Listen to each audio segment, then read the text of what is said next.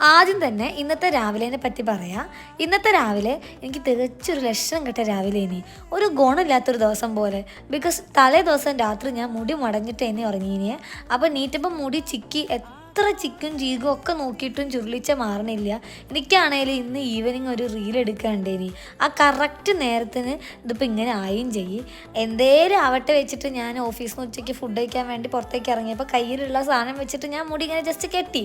അങ്ങനെ ഞങ്ങൾ ഓഫീസിൽ നിന്ന് ഫുഡ് കഴിക്കാൻ വേണ്ടി ഞാനും കീർത്തനും ശ്രീയും നേഹയും കൂടെ ഇനി പോയിനത്.